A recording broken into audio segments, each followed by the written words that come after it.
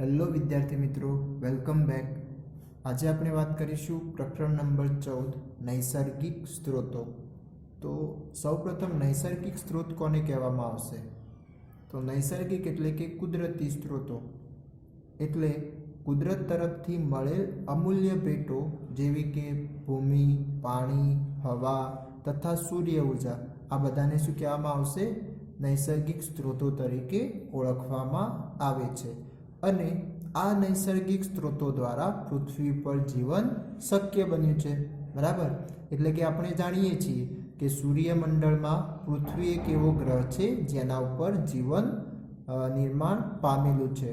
Okay, તો હવે જે પણ આ જીવન એટલે કે જે પણ સજીવો બન્યા છે તો એમને યોગ્ય માત્રામાં તાપમાન, પાણી, ખોરાક આ બધું જ પૃથ્વી ઉપર મળી રહેતું હોવાના કારણે પૃથ્વી પર સજીવોનું જીવન શક્ય બન્યું છે.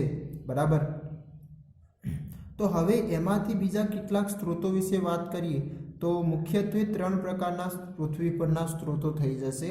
કયા કયા? તો એક છે મૃદાવરણ, બીજું છે જલાવરણ અને ત્રીજું છે વાતાવરણ. તો આપણે એને સમજીએ કે મૃદાવરણ કોને કહેવામાં આવશે? તો જે પૃથ્વીનું સૌથી ઉપરનું પડ છે અથવા જે ઉપરનું સ્તર છે એને કહેવામાં આવશે મૃદાવરણ. બરાબર, એટલે કે આપણે કંઈક આકૃતિ દ્વારા સમજીએ તો જે આ પૃથ્વીની જે સપાટી છે જેના ઉપર આપણે રહીએ છીએ, ઓકે, તો એ સપાટી એટલે કે પૃથ્વી પણ શું છે? અલગ અલગ સ્તરોની બનેલી છે. શું છે? અલગ અલગ સ્તરોની બનેલી છે. તો એમાંથી સૌથી બહારનું જે આવરણ આવેલું છે એ આવરણને શું કહેવામાં આવે છે? મૃદાવરણ તરીકે ઓળખવામાં આવે છે. જેના ઉપર દરિયો આવેલો છે, નદી, તળાવ એ બધું આવેલું, એના સાથે મેદાનીય પ્રદેશો, પર્વતો. બરાબર, તો એ કોના પર આવેલું છે? તો આ પૃથ્વીના ઉપરના પડ ઉપર એટલે કે મૃદાવરણ પર આવેલું છે. ઓકે, હવે નંબર 2 વાત કરીએ જલાવરણ. તો જલાવરણ એટલે કે એના શબ્દ પરથી જેનો અર્થ છે જલ એટલે કે પાણી. તો એવું આવરણ કે જ્યાં આગળ પાણી જોવા મળે તો પછી એને શું કહેવામાં આવશે? જલાવરણ તરીકે. તો એમાં કોણ કોણ આવી શકે? તો દરિયો, નદી, તળાવ, સરોવર અને ભૂગર્ભીય જે જળ છે, બરાબર, જે પેટાળમાંથી આપણને પાણી જે આપણે નીકાળીએ છીએ તો એ પણ કોના અંદર સમાવેશ થઈ જશે? જલાવરણના અંદર સમાવેશ થઈ જશે. ઓકે, એની સાથે સાથે કે ભાઈ પૃથ્વી પર પાણી 75% જેટલો ભાગ ઘેરાયેલો છે. પૃથ્વીનો જે ભાગ છે એ પાણી દ્વારા કેટલો ઘેરાયેલો છે? તો 75% જેટલો ભાગ આવેલો છે. ઓકે, તો 25% જેટલું શું છે? જમીન આવેલી છે. એટલે કે મેદાનીય પ્રદેશો, પર્વતો, તો આ બધું જ ક્યાં આગળ હશે? આ 25% વાળા ભાગ ઉપર. ઠીક છે. બીજું વાત કરીએ આપણે વાતાવરણ. તો વાતાવરણ કોને કહેવામાં આવશે? તો જે પૃથ્વીની આજુબાજુ અથવા તો જે પૃથ્વીની ફરતે એક હવાનું જે આવરણ જોવા મળે છે એને શું કહેવામાં આવશે? વાતાવરણ તરીકે ઓળખવામાં આવે છે. એટલે કે એ હવા શાની બનેલી છે? અલગ અલગ વાયુઓની બનેલી છે. બરાબર, તો એને શું કહેવાશે? વાતાવરણ તરીકે ઓળખવામાં આવે છે. એટલે કે પૃથ્વીની ચાદરની જેમ ઢાંકતી હવા કે વાયુના આવરણને વાતાવરણ કહેવામાં આવે છે. બરાબર, તમે આ રીતના વ્યાખ્યાની લખી શકો છો. તો આ મહત્વના જે 3 આવરણ હતા, કયા કયા? મૃદાવરણ, જલાવરણ અને વાતાવરણ. ઓકે, હવે આ ત્રણેય આવરણોના કારણે પૃથ્વી પર જીવન શક્ય બન્યું છે. ઓકે, અને એના કારણે જે આમના દ્વારા જે એક તો પૃથ્વી પરનું જે જીવન શક્ય બન્યું છે અને આ ત્રણેયનું મિશ્રણથી જે આવરણ કહેવાય એને શું કહી શકીએ છીએ આપણે? જીવાવરણ અથવા તો જૈવાવરણ તરીકે ઓળખી શકીએ છીએ. તો પછી જીવાવરણની આપણને વ્યાખ્યા કરવી હોય તો કંઈક આ રીતના લખી શકીએ છીએ કે જીવનને આશ્રય અથવા તો આધાર આપતા પૃથ્વીના ગાઢ આવરણો. કયા કયા? વાતાવરણ, મૃદાવરણ અને જલાવરણ. એ એકબીજામાં ભળી જઈને જે જીવનની સંભાવના શક્ય બનાવે છે તેને શું કહેવામાં આવશે? જીવાવરણ તરીકે ઓળખવામાં આવે છે. બરાબર, એટલે કે આ ત્રણેય આવરણો શું થયા? બળ્યા. આપણે જોઈ શકીએ કે ભાઈ મૃદાવરણ, વાતાવરણ અને જે પાણી આવેલું છે જલાવરણ, તો એ ત્રણેયનું મિશ્ર થઈને શું થયું? જીવન શક્ય બન્યું છે. બરાબર, તો જેના કારણે સજીવો નિર્માણ પામ્યા. બરાબર, તો એ જે સજીવો અને આવા જે આવરણથી જે નવું જે આવરણ બન્યું એને શું કહેવામાં આવશે? જીવાવરણ તરીકે ઓળખી શકીએ છીએ.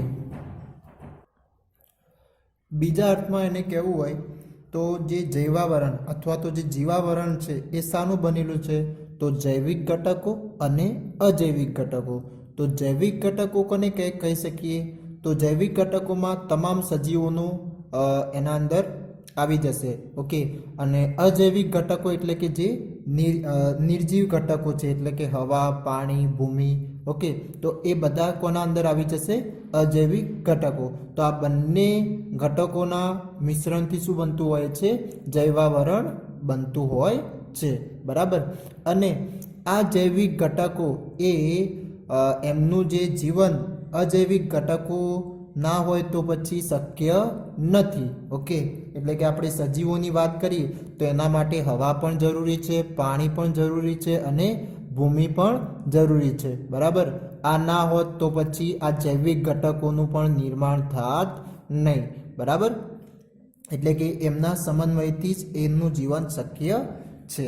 બરાબર, તો આ વાત હતી જૈવાવરણ વિશે. ઠીક છે, અથવા એને બીજું કહેવું હોય તો જીવાવરણ પણ આપણે કહી શકીએ છીએ. તો હવે આપણે વન બાય વન એક પછી એક આવા સ્ત્રોતો વિશે માહિતી લઈએ, જેમાંથી સૌપ્રથમ છે જીવનનો શ્વાસ એટલે કે હવા.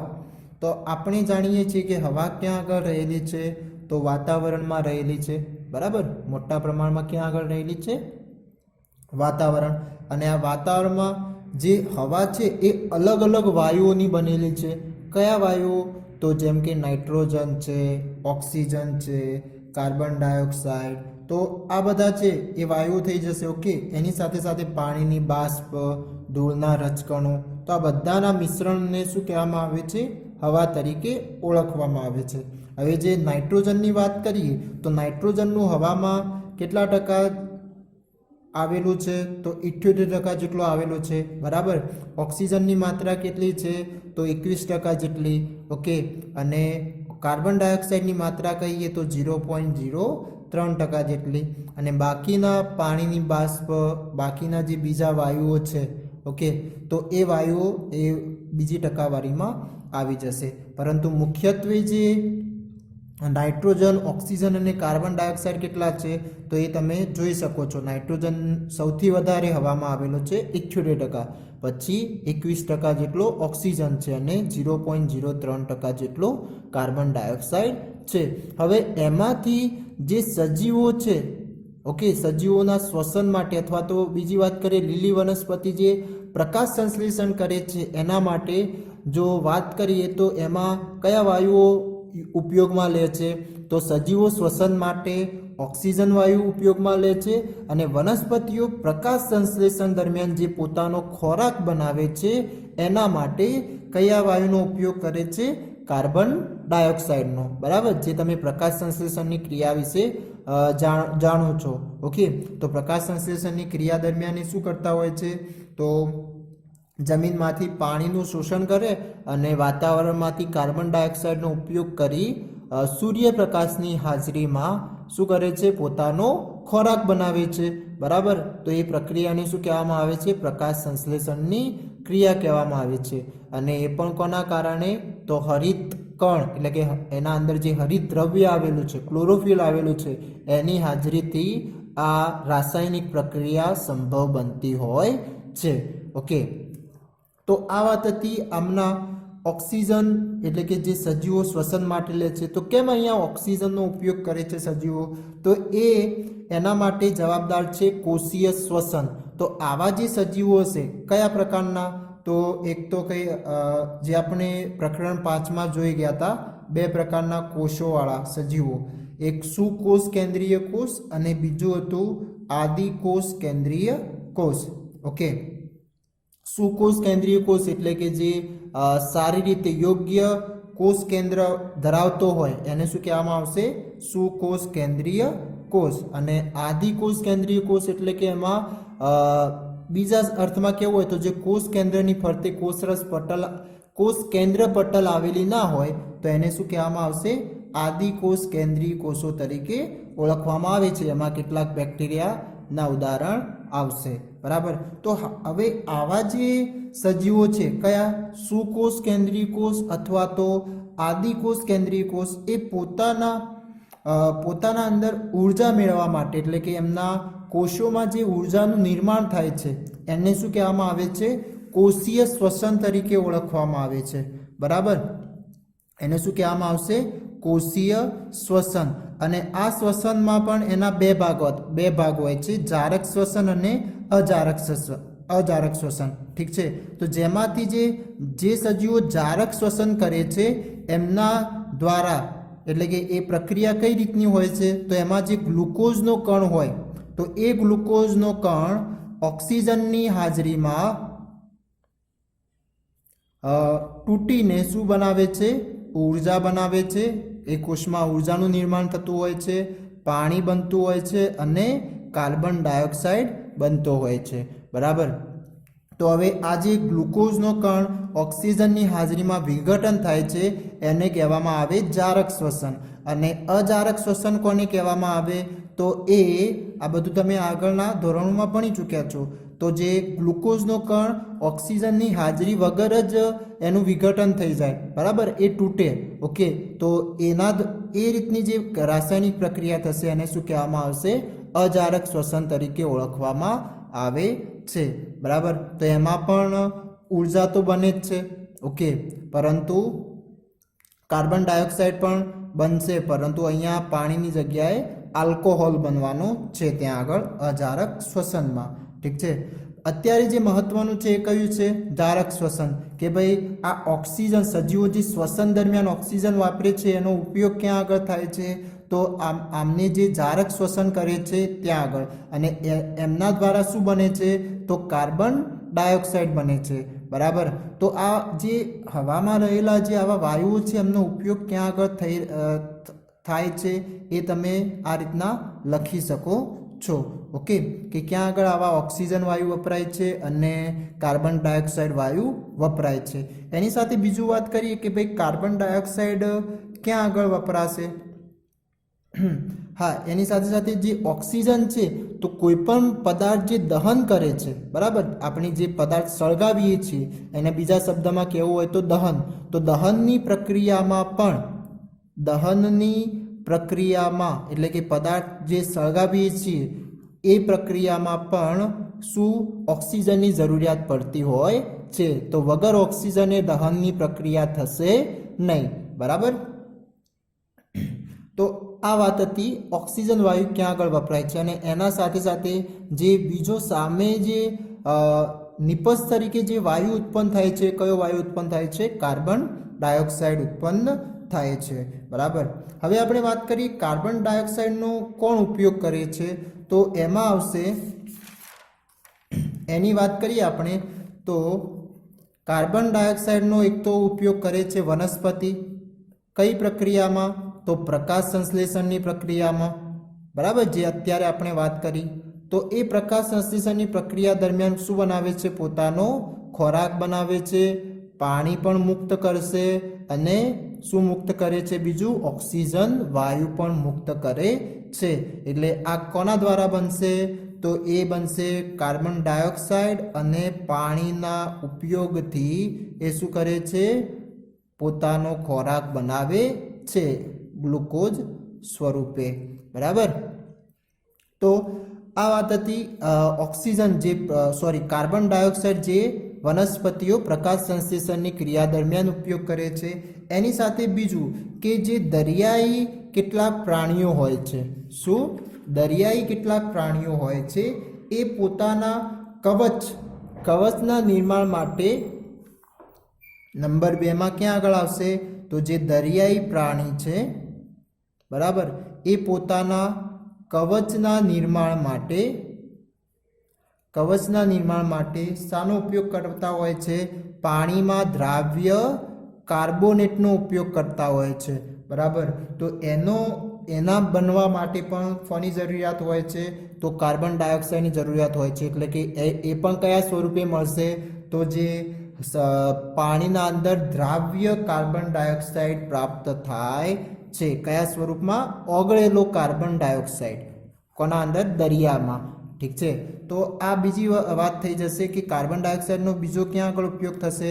તો આ જે અમુક પ્રાણીઓના કવચ જે બનવાના ઉપરના જે સખત કવચ બનતા હોય છે એ કોના કારણે? તો આ જે દ્રાવ્ય કાર્બોનેટના કારણે, અને એના માટે CO2 જરૂરી છે. ઠીક છે. બીજું વાત કરીએ કે ભાઈ એની સાથે સાથે હવા એ ઉષ્માનું પણ વહન કરે છે. ઓકે, એટલે કે આપણે જોઈએ કે વાતાવરણમાં જે તાપમાનમાં ફેરફાર થાય છે, બરાબર, તો એ હવા જે છે એ ઠંડી ગરમ બને છે. તો એનો મતલબ એ હવા શું થઈ રહી છે? એ ઉષ્માનું વહન કરી રહી છે. ઓકે, જેના કારણે જે વાતાવરણ છે એના અંદર જે પૃથ્વી પરનું જે સરેરાશ તાપમાન છે એ નિયત કરવા માટે પણ એ મહત્વનું છે, બરાબર. હવે આપણે વાત કરીએ આ હવા દ્વારા, એટલે કે એમનાથી પછી જે પવન નિર્માણ પામતું હોય, એટલે કે આ રીતના અલગ અલગ રીતે જે તાપમાન સર્જાતું હોય છે દરિયા ઉપર અને જમીનો ઉપર. ઓકે, જેના કારણે પવનો શું થાય છે? એક જગ્યાએથી બીજી જગ્યાએ પસાર થાય છે, બરાબર. તો એના કારણે શું બનતું હોય છે? એક પવન સર્જાતો હોય છે. ઓકે, એટલે કે ઊંચા દબાણમાંથી નીચા દબાણ તરફ એ ગતિ કરતી હોય હવા, જેને શું કહેવામાં આવે છે? પવન તરીકે ઓળખવામાં આવે છે, બરાબર. હવે આપણે વાત કરીએ વરસાદ કઈ રીતના આવે છે. એટલે કે વરસાદ આવવા માટે વાદળ બંધાવા જરૂરી છે. તો વરસાદ કેવી રીતના થાય છે, અથવા તો વાદળો કેવી રીતના બંધાય, એના માટેનો પ્રશ્નની વાત કરીએ તો વરસાદ થવા માટે તમે આ મુદ્દો આગલા ધોરણોથી જ ભણતા આવ્યા છો કે ભાઈ જે સમુદ્રના અથવા તો જે જ્યાં આગળ પાણી છે, તો પાણી એ સૂર્ય પ્રકાશના કારણે શું થાય છે? ગરમ થાય છે. અને એ ગરમ થઈને શું બને છે? તો બાષ્પ સ્વરૂપે નિર્માણ પામે છે. અને એ બાષ્પ શું થાય છે? વાતાવરણમાં ઉપરની તરફ જાય છે, બરાબર. એટલે કે જે પૃથ્વી પરના જે પણ જળના સ્ત્રોતો છે એ દિવસ દરમિયાન શું થતા હોય છે? સમયની સાથે પાણીનો ભાગ, મોટો ભાગ શું થતો હોય છે? બાષ્પમાં રૂપાંતરણ થતો હોય છે. અને એ બાષ્પ પછી શું કરવા લાગે છે? હવામાં વહેવા લાગે છે. ત્યારબાદ એની સાથે સાથે કે કેટલાક જૈવિક, એટલે કે સજીવો છે જે જૈવિક ક્રિયાઓ કરે છે, જેમ કે આપણે જે જારક શ્વસન કરીએ છીએ, બરાબર. તો જે જારક શ્વસન કરીએ છીએ એ દરમિયાન કાર્બન ડાયોક્સાઇડ તો આપણા શરીરમાંથી બહાર નીકળે જ છે શ્વાસ દ્વારા, ઠીક છે. પરંતુ એની સાથે સાથે પાણીની બાષ્પ પણ નીકળતી હોય છે. તો એવી જે પાણીની બાષ્પ છે એ પણ શું થાય છે? વાતાવરણમાં ભળીને હવામાં વહેવા લાગે છે. અને એ ક્યાં આગળ જશે? ઉપરની તરફ. ઓકે, તો એ ઉપરની તરફ શું થવા લાગશે? વહેવા લાગશે. ત્યારબાદ એ હવા સૂર્ય ઉષ્માના કારણે શું થાય છે? ધીમે ધીમે ગરમ થાય છે. ઓકે, અને આ ગરમ હવા એ પેલી બાષ્પને શું કરે છે? ઉપરની તરફ લઈ જાય છે, બરાબર. અને હવે એ જેમ જેમ ઉપરની તરફ જશે, બરાબર, તો એ જે બાષ્પ ઉપરની તરફ જશે તો એ વખતે એ શું થવાની છે? ધીમે ધીમે ફેલાવાની છે, બરાબર. અને એની સાથે સાથે ઉપરની તરફ જતા એ ઠંડી પડવાની છે. તો હવે બાષ્પને આ રીતનું ઠંડુ વાતાવરણ મળવાના કારણે બાષ્પ શામાં રૂપાંતરણ થવાનું શરૂઆત કરી દેશે? નાના નાના પાણીના બૂંદમાં. ઓકે, પરંતુ આ પાણીના બૂંદો ક્યાં આગળ સર્જાશે? તો હવે વાતાવરણમાં જે ઉપરની સપાટી, ઉપરના સ્તરોમાં જે ધૂળના રજકણો ફરતા હોય અથવા તો અમુક જે બીજા દ્રવ્યો હોય, તો એ બાષ્પ કરતાં શું હોય છે? વધારે ઠંડા હોય છે. જેના કારણે એ બાષ્પ અથવા તો પાણીના બૂંદો એના આજુબાજુ જકડાઈ જાય છે. એટલે કે એના એ જે કણો હોય એને આજુબાજુ શું થઈ જાય છે? કેન્દ્રિત થઈ જાય છે. એટલે કે એના આજુબાજુ એ બુંદ સર્જાવાનું શરૂઆત થઈ જાય છે. તો આવા કેટલાય બુંદો મળીને પછી એક આખું શું બનાવતા હોય છે? વાદળ સ્વરૂપે બંધાતા હોય છે. બરાબર. અને એ પછી પાણીના બુંદો એટલે કે એ વાદળ પછી અનુકૂળ વાતાવરણ, અનુકૂળ તાપમાન મળવાના કારણે વરસાદ સ્વરૂપે વરસે છે. બરાબર. એટલે કે એમનું કદ જે સંઘનન થતા એમનું પાણીના બુંદોનું કદ વધવા લાગે અને વધતાની સાથે એ શું કરે છે? વરસાદ સ્વરૂપે વરસે છે. બરાબર.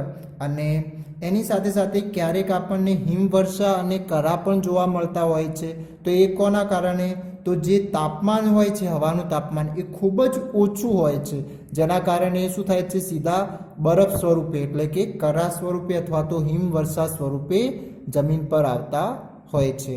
ઓકે, તો આ માહિતી હતી વરસાદની કે ભાઈ વરસાદ કઈ રીતના આવે છે અથવા તો એ વાદળા કેવી રીતના બંધાય છે.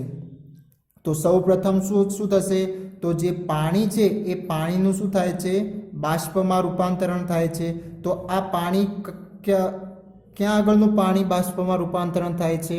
તો જે મોટા ભાગે જે જળ સ્ત્રોતો છે ત્યાં આગળનું જે દરિયો છે, નદી છે, સરોવર છે, તો એ બધાનું પાણી શું થશે? સૂર્ય ઉર્જા એટલે કે સૂર્યપ્રકાશના કારણે બાષ્પ સ્વરૂપે નિર્માણ પામે છે અને એ બાષ્પ હલકી હોવાના કારણે વાતાવરણમાં ઉપરની તરફ જાય છે. બરાબર. અને જેમ જેમ એ ઉપરની તરફ જશે તેમ તેમ એ હવા કેવી મળતી જશે? હવે એને ઠંડી મળતી જશે. ઓકે, તો એ બાષ્પ પાછું શું કરી દે છે? ઠંડી થવાનો પ્રયત્ન કરશે. તો ઠંડી થતાં એ શામાં રૂપાંતરણ થવાનું ચાલુ કરી દેશે? ઉપરની તરફ જતાં એ પાણીના બુંદમાં રૂપાંતરણ થવાનું ચાલુ કરી દે છે. બરાબર. અને આ પાણીના બુંદો કોના આજુબાજુ ફેલાવા લાગે છે અથવા તો સંઘનન થવા લાગે છે?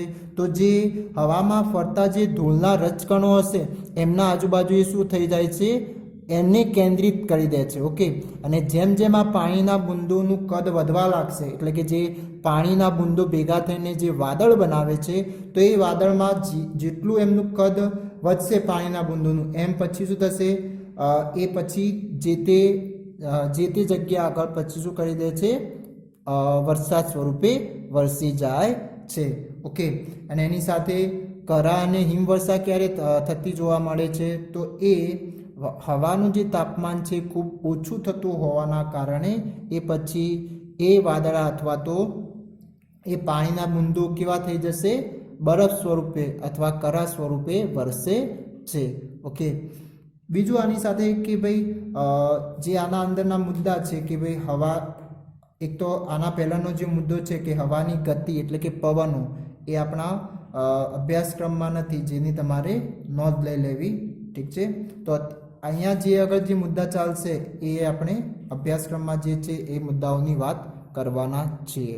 ઓકે, તો આજે આપણે જોઈ ગયા કે ભાઈ નૈસર્ગિક સ્ત્રોતો કોને કહેવામાં આવે, પછી પૃથ્વી પરના જે 3 સ્ત્રોતો છે મૃદાવરણ, જલાવરણ, વાતાવરણ કોને કહેવાય, પછી હવાની સામાન્ય માહિતી શું છે, બરાબર, જીવાવરણ શું છે. ઓકે, તો આ એમની વ્યાખ્યાઓ યાદ રાખવી. એની સાથે સાથે જૈવિક ઘટકો કોને કહેવાય, અજૈવિક ઘટકો કોને કહેવાય, બરાબર. તો જૈવિક ઘટકોની વાત કરીએ તો શું આવશે? સજીવોનો સમાવેશ થશે. અજૈવિક ઘટકોમાં કોનો સમાવેશ થશે? નિર્જીવ ઘટકોનો સમાવેશ થશે. ઠીક છે. Thank you.